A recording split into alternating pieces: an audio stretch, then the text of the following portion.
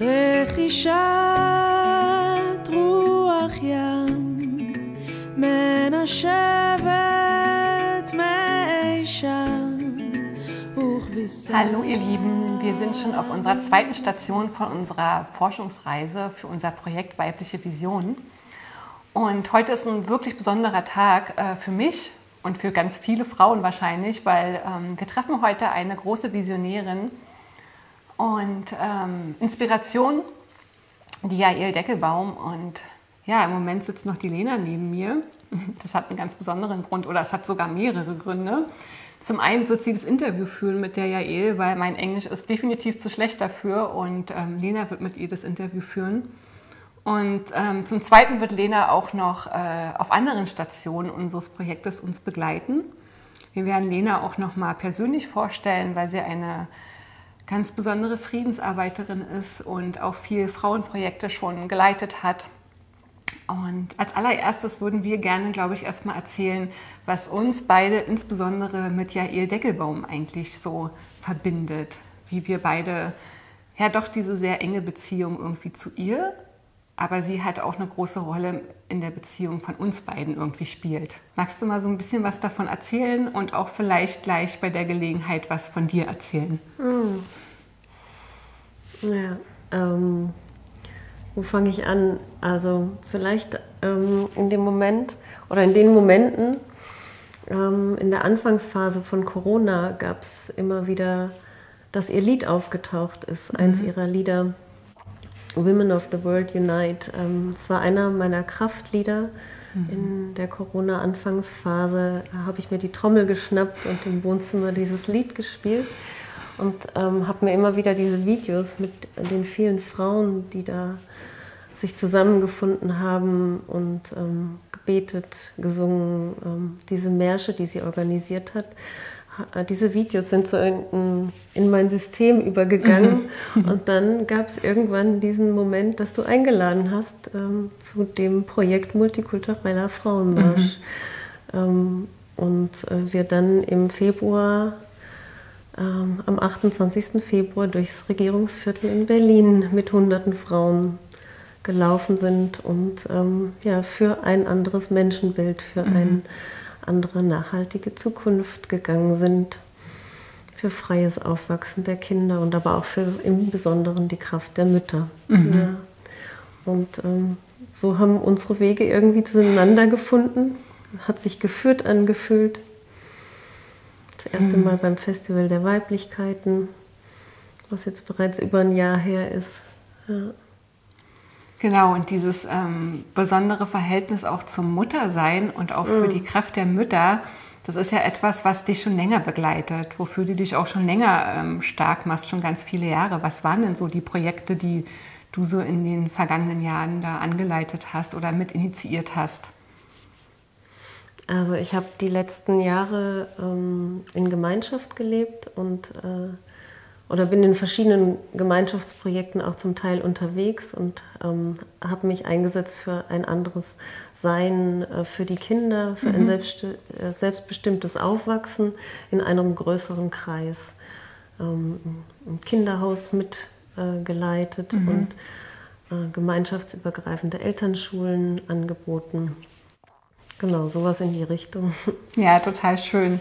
Und da werden wir auf jeden Fall auch noch eine ganze Menge mit dir machen und werden dann auch noch viel erfahren. Aber heute wirst du mit Jael sprechen. Was bedeutet dir das? Also was löst das für ein Gefühl in dir aus, jetzt heute auf sie zu treffen? Für mich ist es eine große Ehre und ich bin auf jeden Fall aufgeregt, freue mich auch drauf. So eine Mischung aus Angst und Freude. Es prickelt so ein bisschen.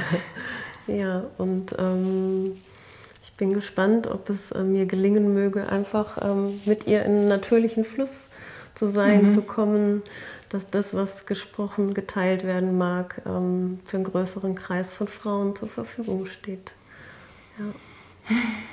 Also ich bin auch total aufgeregt, auch wenn ich das Interview nicht führe. Aber einfach nur, dass sie jetzt irgendwie da ist, weil es auch so spontan ist. Und ich wünsche dir auf jeden Fall total viel Spaß. Ich werde euch zuschauen und ja, bin gespannt, wie das Interview wird. Vielen Dank, dass du da bist. Danke. Auf dass der Funke überspringen Ja. möge. Hear the prayer of the mothers. Bring us peace, bring us peace. Ich sitze heute hier mit Jair Deckelbaum. It's a great honor to be here with It's you. good to be here with you too. And now I'm so happy to be back because I haven't been here. The last time I was in Berlin, I had to fly to Israel for my mother's 80th birthday, and I had 3 shows. And then I was staying in this eco village just for a while, and then there was a lockdown. And I stayed there for a year in the, in the village. Oh, wow. And now it's the first time I come back to Berlin since the corona, so it's really good to be back, and it's good to meet you. Yeah, I think we are living in quite special times. Yeah. And it's good to bring our roots together, Yeah. especially in what happened in the past and what is the possibility, what could happen now. Yeah. And your songs were quite amazing for me and also for other women. We had this Multikultureller Frauenmarsch. Maybe you heard about that. I think I did. Yes, Yeah. Susanne, I think she connected with you. Yeah. And you sent a song for us. Which song did I send you? I don't remember. I think Prayer of the Mothers. Prayer of the Mothers. And you're a mother of mothers, and you're going really quite forward, so that a lot of women could connect with that. At this time of when Corona started, I were listening to this Women of the World Unite song quite a lot, and I were alone at home and drumming it in the, Really? Yes. And then there happened some then there happened a kind of vision that we will arrange something like that with a couple of other women. And then you did the march. Yes. And I saw your video, and Yeah. you were singing it. Yes. Women of the World Unite. It's pretty amazing that you did it, and with the mask and everything. I wish I could have been there with you. That would have been beautiful. Next time, I will come. Wonderful. And you, how does it came that you marched for women and that you do these movements so that a lot of women get inspired? I'm curious to hear a bit about your story. You know, I've always, there were many times in my life when I was feeling very strong, that the women have a very important role and are a very essential key to the global transformation of consciousness, of peace, and kind of, I thought about it a lot as a revolution, but now I just see it as an evolution. That it's just part of our natural growth, that women tap into our hidden power that we had to hide for like 2,500 years or so. I think there's findings in history that I discover the more and more I look into stories and archaeology and myths, that there were times when women had a lot of more natural connection to our power, and it was disconnected. And I can tell a lot of stories about it, but most of all I feel it inside of me, you know. And a lot of times when I was in my life, I had times when I was tapping into something inside of me and feeling that it's bigger than me.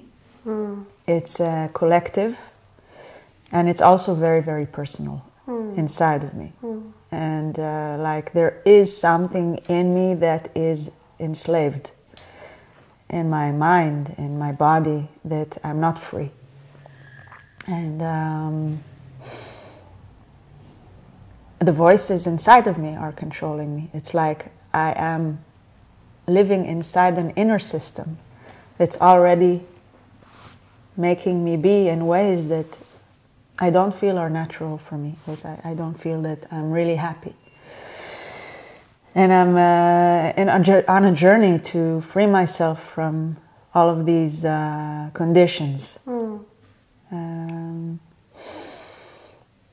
also I see a lot of stories in my life. So in the beginning it was very clear when you hear about stories of women in cultures who are even more, how do you say, suppressing women's freedom.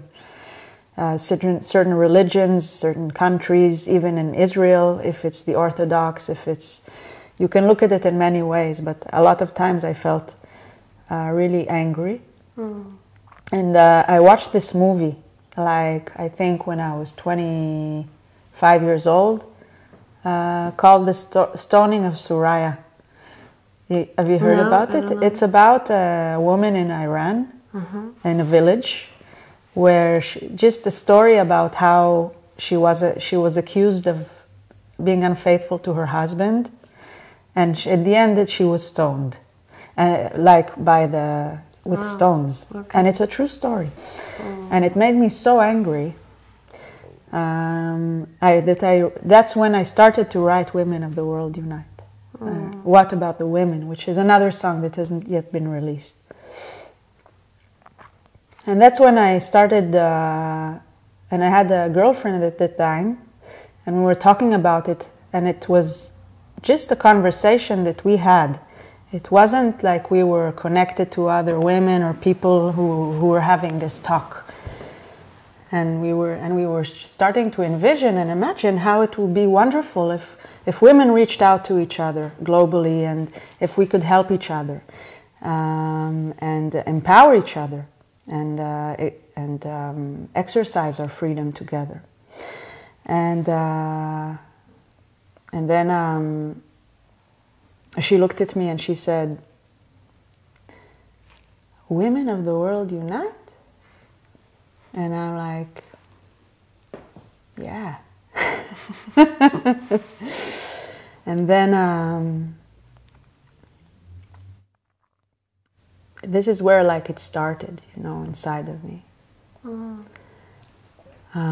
So for a long time I was alone with it, or just with a few people that I know, and it changed in many forms, and it took many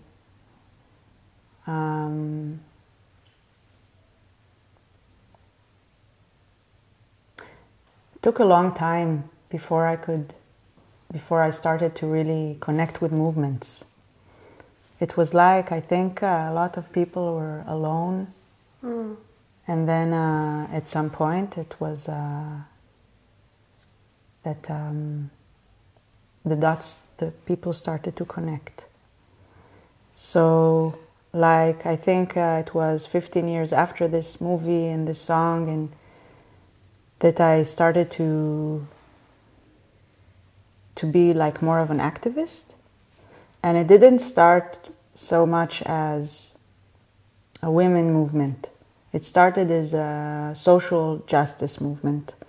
So there is this amazing woman called Daphne Leaf in Israel. I don't know if you heard about her, but she started the big social protest in Israel in 2011, I think, where she put a tent in the middle of Rothschild, saying, "I can't live here, it's too expensive." And she just lived, I'm going to put a tent and I'm going to live here. And then all of Israel joined her.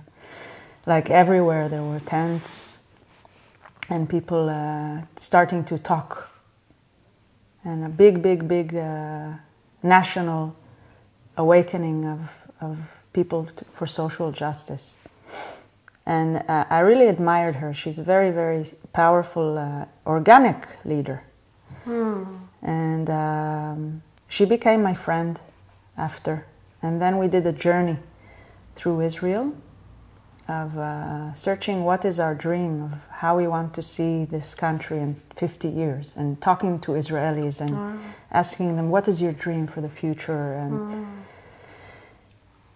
And it was a beautiful musical social journey where I was making the music. And that's when I started making music combined with activism.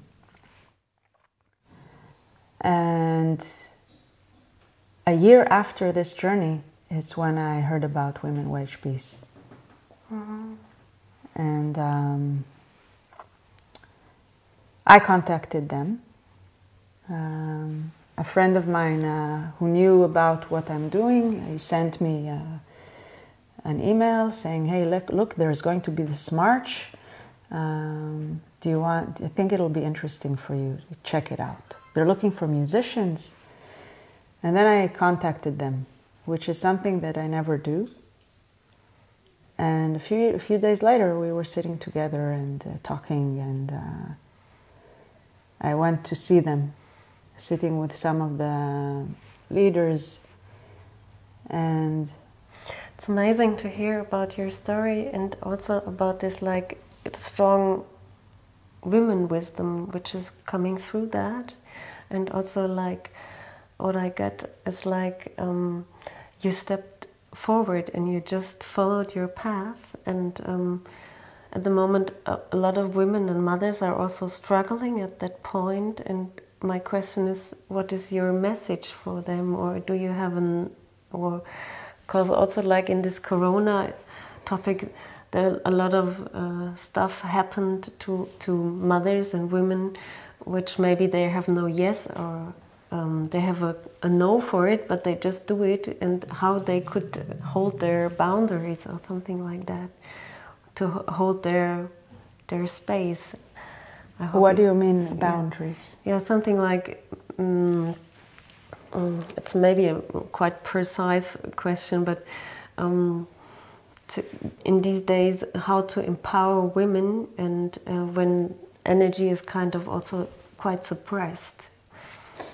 Yeah.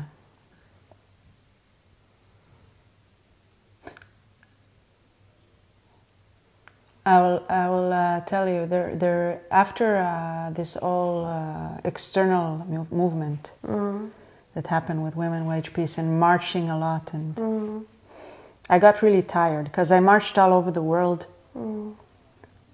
and I had no more power. And I really needed help. And that's when I started to like go deeper and heal myself. Like I've always trying to heal and always doing things and collecting tools of how to free myself, and meditation and yoga and a lot of things, but something in the collective language, even in the wonderful tools that I've collected, was missing. And then what happened was I felt like I can't anymore. I feel like I need to go somewhere and be with a bunch of women and just do some healing. And that's when I I met this woman. Her name is Orit Feul Or. I got her book, which is, she wrote 2 really amazing books. One of them is called A Woman Knows. And the other one, it's called like a book for good witches. Okay, so I don't know how to say it in English because it hasn't been translated yet.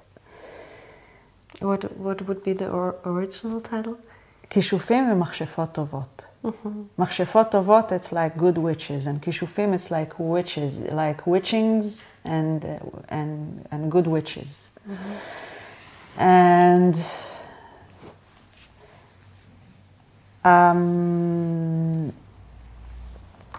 I had her book, and it was all about like giving a woman the power to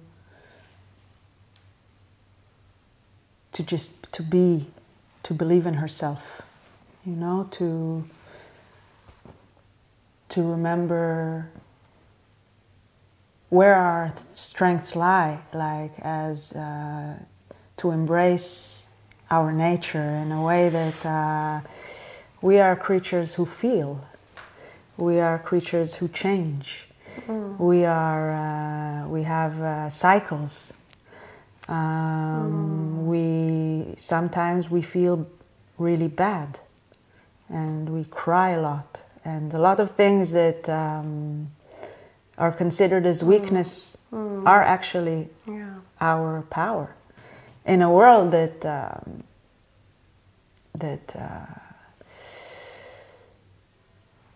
so much has such high appreciation to technical performance and achievements and to winning and to conquering, where it's very like the qualities of the women,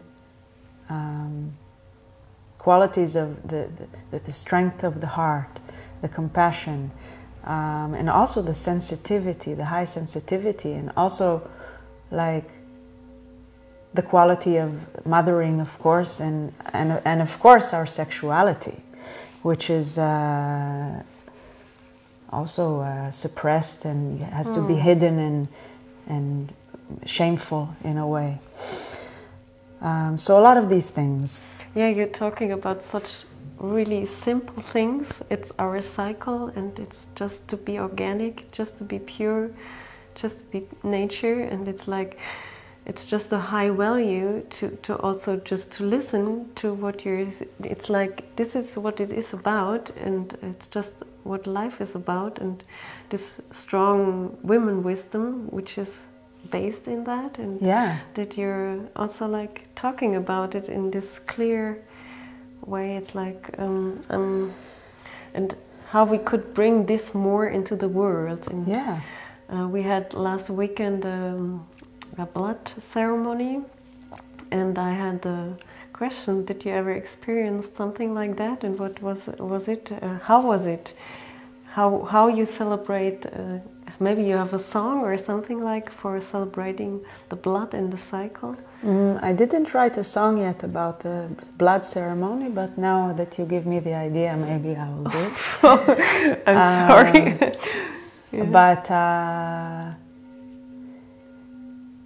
But what we did there with this women's circle that I went to with her, with these women, it was even deeper.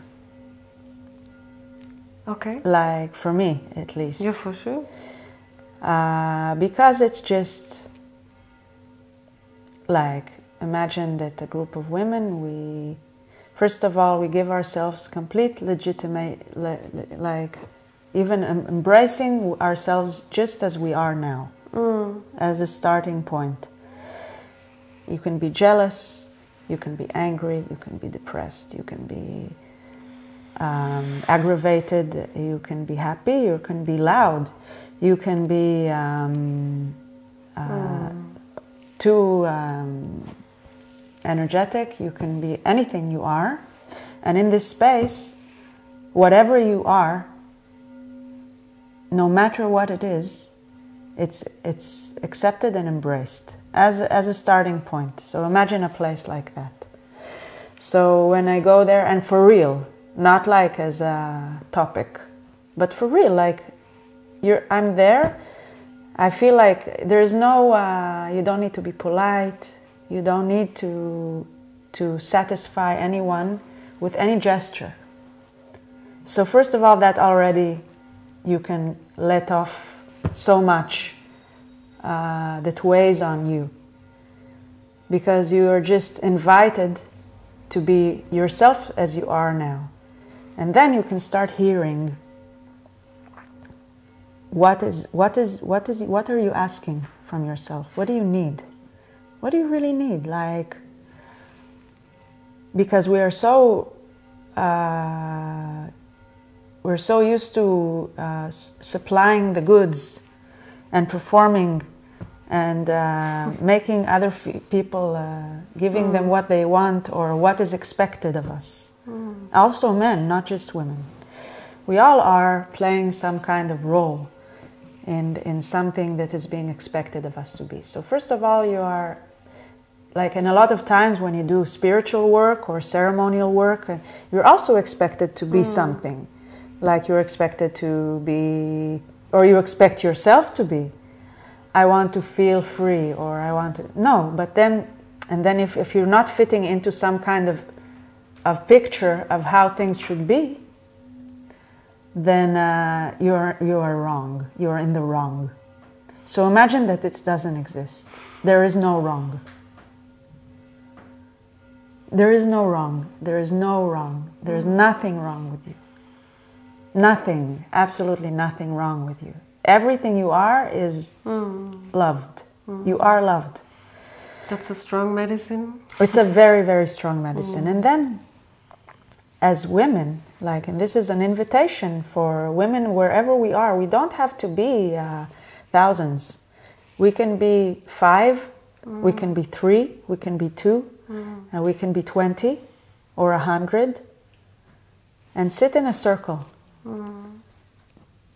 and invite ourselves to be, and to pour like in these circles. So every time a woman gets held by the rest, so even our darkest parts or our less popular feelings and experiences that have been locked away, we can unfold it and put it here. And imagine that all of the women are supporting you when you're opening a box of pain, and just touching that pain and letting it come. And there is one sentence that I always take with me in there, from that place that we sat, that pain it becomes a problem when it has no place and you experience it alone. And it becomes nourishing when it can be connected and expressed, and you experience it and you have someone to hold it with. So this is, for me, the biggest medicine that I ever had, is just to be able to give a place to my deepest pain and wounds in a very safe and very loving environment, together with other women. This, for me, was the biggest medicine. And this is what I would always, for women everywhere, I would express that find a way to do it. Like to give yourself an environment where you can heal. And you don't need anything but your sisters, and also being a channel for another woman's healing. It's healing for you as well. Like for me, it was healing when another sister, another woman, she was going through something significant, just to put a hand on her back and feel that something is coming through me. Sometimes we would sit and someone was going through something really significant, and we would just sit there, and it was like being an avatar.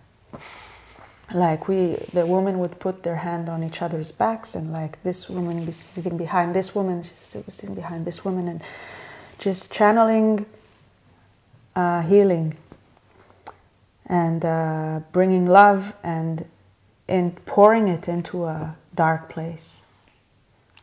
It's also just simple, being together in pure presence and exploring what is there. Yes.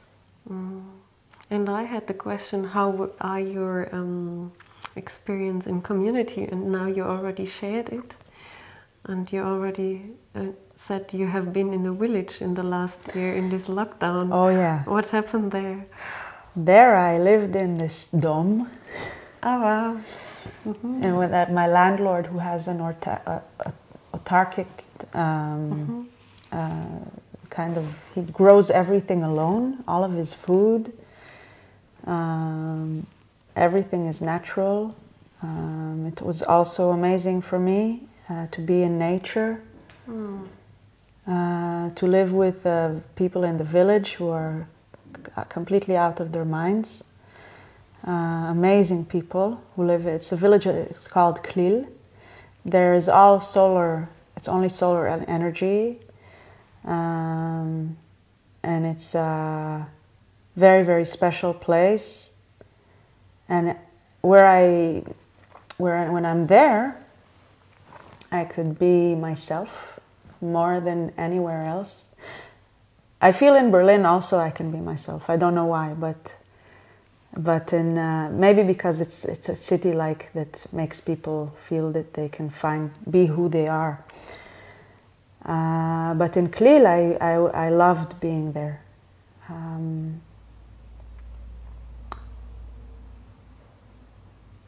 It was because it's a community, but they have no leader. It's very wild, and the houses are very far from each other, so you can be alone and you can be together. And one of the things that I really love about Klil is that I can be in a really bad place. I can be depressed, or I can be in a storm, and I don't have to hide myself. I can just be myself and have people around me, and I don't need to do these gestures. It's like very sensitive environment, and there's a lot of beautiful, loving people there. So thank you already for this really intimate touch. Thank you. To your work, also to your womb wisdom. Thank you. And we will also visit you at your concert. And, yes. And also giving these women out there an inspiration of what it needs these days to empower themselves. Yes. And you already did it with what you shared. And before you talked a bit about your jewelry, would you like to maybe explain what it's about? Yes. This is what does it mean? What does it mean? This is a logo that I made. Yeah. Actually, I designed it, and then I took some graphic designer to help me better it. But if you see my video clip, Women of the World Unite, then in the end you'll see this logo. Yes. Yeah, I wanted it to become kind of the logo of the women's revolution, or just to brand what I'm doing, the music, the message. Maybe one day it will be a festival. Oh, wonderful. I hope. And it's a W. And it's also this. And it's also looking a bit like the moon. Yeah, and the moon, and also my friends. So for my birthday, they made it a jewelry for me, like this necklace. So it's amazing. I love it. It's beautiful. Thank you. Thank you. And it would be an honor for me to just having a moment of a little, maybe kind of connecting with the spirits and with the divine. Sure. Kind of praying for some seconds together if you want to, and yeah, that you just share whatever song comes up, maybe. Yeah, there's a guitar. We can try and do it. We can hum it together if you want. Okay. You want to do it? Yes. Okay. I'm sure it's okay.